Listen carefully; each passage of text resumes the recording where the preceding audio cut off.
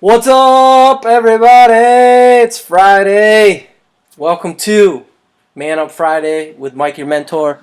Appreciate you guys being with me today as we continue to explore this subject of manhood. It was interesting. I had somebody message me earlier and ask me what my mentoring was all about, and if I was like coaching people and charging them money and all that type of thing. And I told them, I said, no, I just do this because I know what it's like to be confused by what real manhood is supposed to look like. And when you don't have any model for your life, when you don't have any truth in what that's supposed to look like, because you can't get it from society, you become confused. And when you're confused, you end up hurting a lot of people as you go on this search to find out what real masculinity looks like.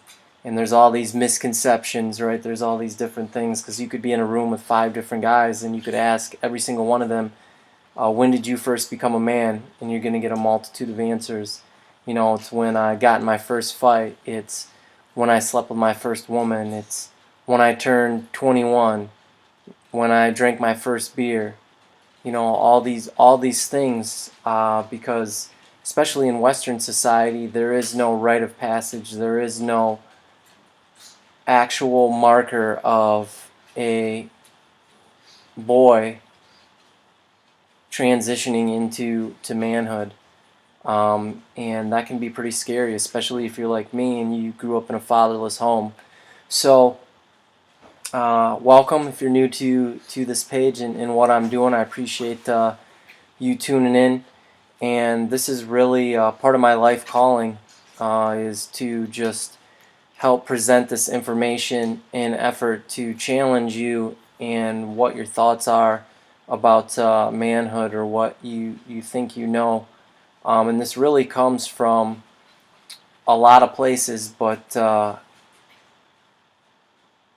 this kind of started in my life, like me taking a serious look at this when me and my wife, we moved to Chicago abruptly after 2 weeks of marriage, because of some stupid stuff that I had did, and she was going to leave me, and I had a choice to either let her go and have the marriage annulled, or to follow her wherever she went and show her that I was not the man that I had acted like in this one moment, that I was more than that.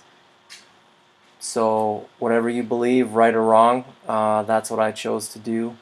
And I chose to pursue my wife and to really look inside me and figure out what it meant to be a man for myself. And one of the things that really got me through this transition period, and this is what I teach out of every Friday, is this book right here, The Quest for Authentic Manhood by Dr. Robert M. Lewis. And we've been going through that ever since the first week in January, slowly but surely, each Friday. And that's really made a big difference in my life, because I was stuck.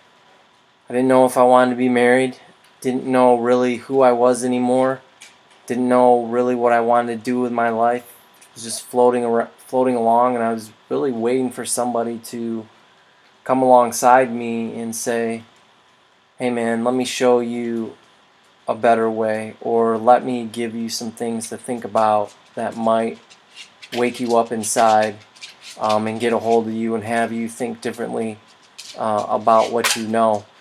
And coincidence or not, this course came into my life, and I went through it with 4 complete strangers that I didn't even know. But as we shared our lives and our struggles, and we went through the tough questions and the things that are posed in this workbook, light bulbs began to go off in my head, dots began to connect, and I was able to take a really hard look at my past and my childhood and all these things I had been through, and see how all the dots connected to make me the person that I was. but more importantly, that I didn't have to be that person, that my past did not dictate my future. And at any point in time, I could make a choice to do some hard work and become a better husband, become a better father, become a better man for my community. So that's really what this Friday is about, is me sharing this wisdom that was sowed into me, and sharing it with you guys in hopes that you'll see this and it will really just stir some questions in your head, and to where you're like, man, like, yeah, that's a good point. Like, why did this situation happen in my life? Like, or I remember this time with my father and this thing happened, and I really thought it was nothing, but really it was something. It was a big wound, and I just shoved it down, and I've been lying to myself all these years. And until I go back and I deal with that in an honoring way for myself and for my father, I'm never going to become the person that I was created to be. So that's the Genesis story, I guess, in this. So let's jump into tonight's content. We're going to be short and sweet tonight, because I really wanted to break this new kind of chapter that we're moving into some smaller parts, just because, one, I don't have an hour and a half to teach, really, to keep people's attention. But I think that it's smart to chunk this down so that you can have the week to really think about this and process whatever questions that you have.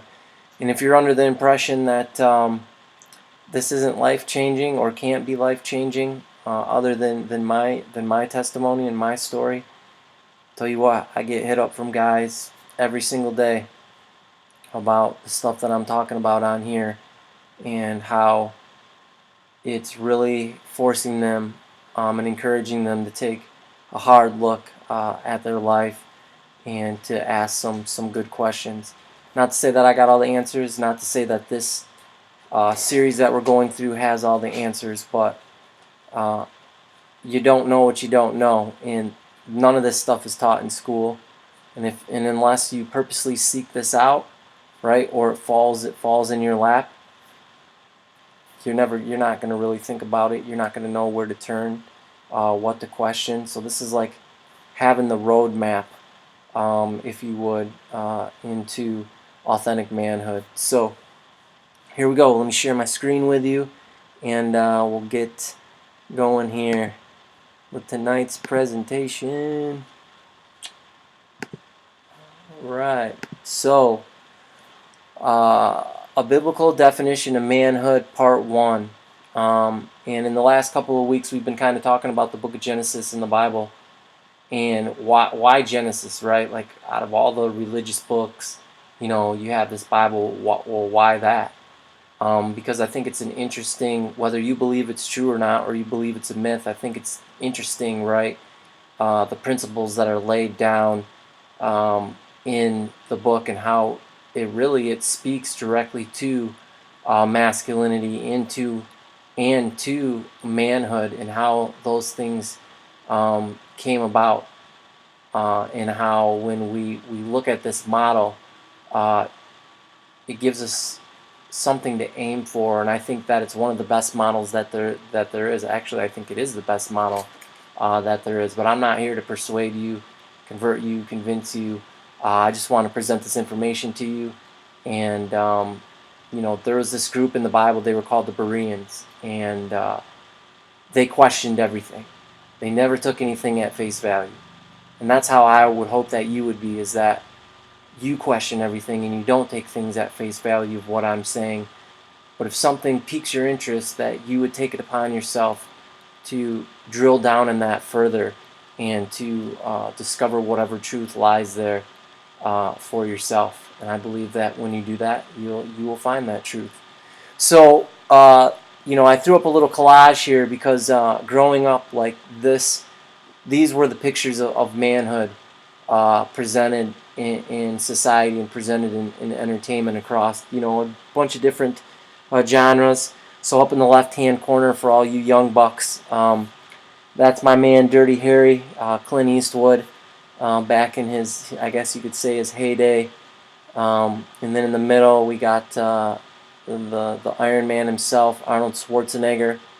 Um, and then we've got Dwayne The Rock Johnson. He's obviously a lot more famous now than maybe he was when I was a teenager and he was wrestling and all that.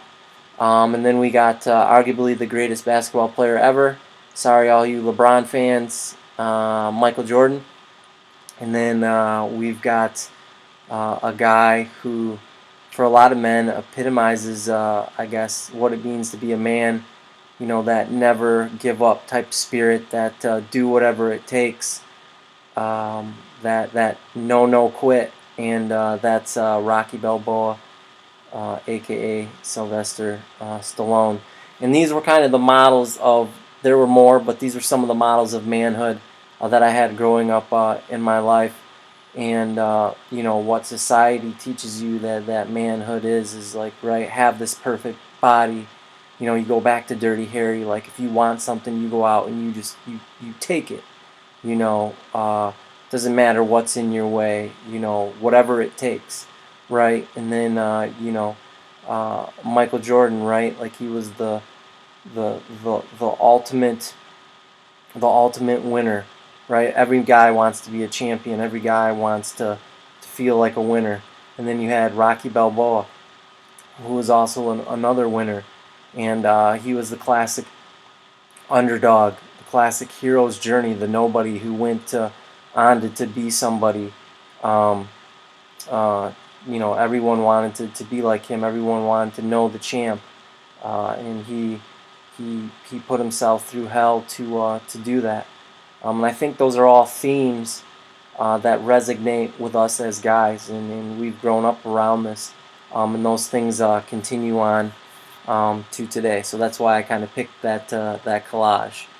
So when we're looking at a biblical definition of manhood, there's still a couple of final thoughts that carry over from the past few weeks as we've talked about Genesis, and I just want to remind you of some key reminders here.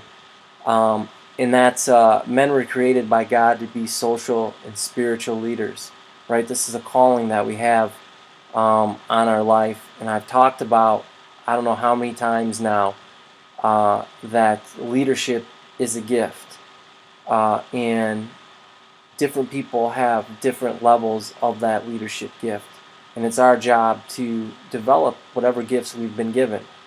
But we've been given one gift as men that women have not been given, and that's the responsibility and the calling of headship. And headship is different than leadership.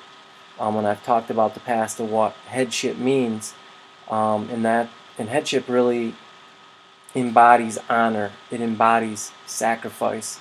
And I draw on the allusion from this movie called Fury, where the tanks are going into town, and there's there um, in every tank battalion, right, there's a commander, and the commander rides in the first tank. And the reason he rides in the first tank as opposed to the back tank is because if there's any type of attack, any type of ambush, it's the first tank's job to draw all the fire so that the other two tanks can get away safely.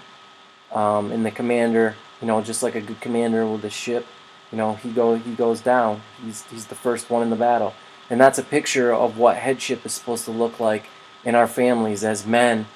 Fair or not, we're the ones who are supposed to take the hits for our family. We're the ones that are supposed to take the hits to protect our wives, to protect our kids, to protect the family unit that we're building. So that's that. And when men abandon this pursuit, or when this pursuit is taken away from them, chaos ensues. All we got to do is look outside our windows, turn on the news, and the way the world is right now is a direct reflection of men not taking up their mantle of responsibility and headship in the world today. And like a waterfall, everyone else has been affected by this lack of responsibility. And as men, I mean, we leave a lot of collateral damage all around us as we abuse this responsibility and this calling that we have in our lives, because we've gotten so far away from it, we don't know what that looks like. And as we search and we try to get back to that and discover it for ourselves, we burn down the whole village, man. So I want to read something to you, and I think it's very interesting. And it comes from the book of Isaiah. And I just want you to listen to this, like for real, like listen to this, and then I'll bring this all back here. But it says, oh, and just to give you a little context, right? So this is a prophecy of judgment that is coming on Judah and Jerusalem in the future. And this is what this prophecy says. It says, "For behold, the Lord of hosts, takes away from Jerusalem and from Judah the stock and the store, the whole supply of bread and the whole supply of water, the mighty men and the man of war, the judge and the prophet and the diviner and the elder, the captain of 50 and the honorable man, the counselor and the skillful artisan, and the expert enchanter. I will give children to be their princes, and babies shall rule over them. The people will be opposed, every one by another, and every one by his neighbor. The child will be insolent toward the elder, and the base toward the honorable. When a man takes hold of his brother in the house of the father, saying, You have clothing, you be our ruler, and let these ruins be under your power. In that day he will protest, saying, I cannot cure your ills, for in my house is neither food nor clothing. Do not make a ruler of the people. For Jerusalem stumbled, and Judah is fallen, because their tongue and their doings are against the Lord, to provoke the eyes of his glory. The look on their countenance witnesses against them, and they declare their sin as Sodom. They do not hide it. Woe to their soul, for they have brought evil upon themselves." Here we go, right? "Say the righteous that it shall be well within them, for they shall eat the fruit of their doings. Woe to the wicked, it shall be ill with him, for the reward of his hands shall be given him. As for my people, children are their oppressors, and women rule over them. O my people, those who lead you cause you to err, and destroy the way of your paths." So this verse, right, is talking about how you reap what you sow. And more than that, as men, when we don't accept our responsibility, the consequences that come along with it, the consequences to our family, the consequences to society, the consequences to those all around us, because hey, you can come over here because I know you want to use this, so here you go. Yeah, okay. I want to interact. Okay, no problem. All right, so that was a warning then, just like it's a warning now, right? The more that we as men refuse to accept responsibility, the more damage that ensues. This just came to me. When you turn on the news, you don't hear a lot about stuff that women did, right? You hear more about what men do, the way men have abused their so-called power, the way that men have, abused their responsibility, right? Taken advantage of others, asserted their self on others in the workplace, outside of the workplace, in society. I mean, it's crazy. So I'll keep going. So, right, so we as I said, we see this today, right? Men become confused, they become directionless, and troubled. Look at our prisons. The majority of the population is men. And as a result, women suffer and must fight for their equality and protection. Right? Think about that. That's crazy that we live in a world today where women have to fight for their equality. Not only in the workplace, but in society, still, after all this time. Because we've gotten so far away from real manhood and what that looks like. Family life is harmed, and as a result, children are hurt. Right? What the divorce rate's over 50%.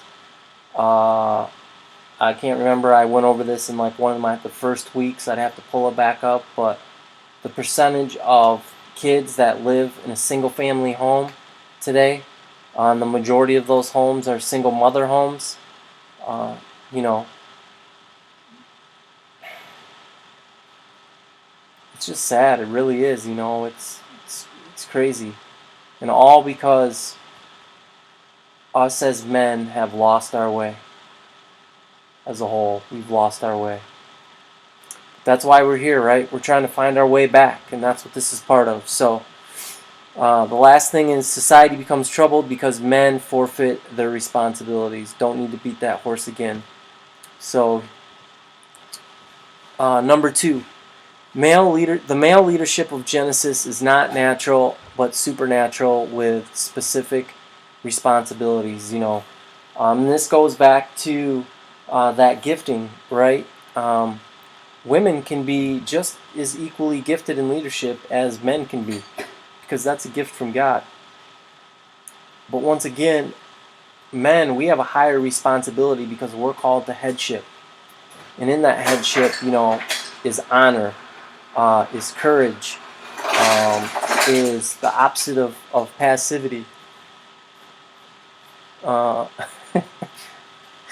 So, God, all this stuff's throwing me off my game, but here we go back on. But, yeah, so what that looks like is, right, God is looking for someone to say, I'll take these responsibilities with your help. Right? With your help.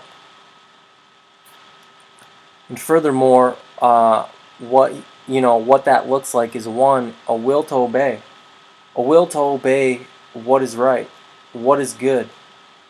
You know, and in all of us, we have that temptation and that struggle, right, of rebellion, of not wanting to obey what is good, what is right. Especially in today's world, it's what is right for me, right? So if I feel like this is okay, then I should be able to do it with no concern for the rest of those in your family, no concern for maybe your marriage, no concern for society's greater good. So I would just propose that to you. And then every man has a work to do, and this looks differently for everybody, right? Some guys get to shoot hoops for a living. Some guys get to run the pigskin for a living. Some guys get to be CEO. Some guys get to, dig ditches. Some guys shuffle paperwork. But regardless, we all have that work to do. We have that daily job to do, so that we're able to take care of our responsibilities. And then finally, a man has a woman to love, care for, protect, and lead with God's truth. And we talked about that last week, specifically with the last point of leading with God's truth and why that's so important, right? In being called to that as a man. Now, to wrap it all up for tonight, here's the thing. At any point, you can choose as a man to take on these responsibilities and to step into a noble masculinity of leadership.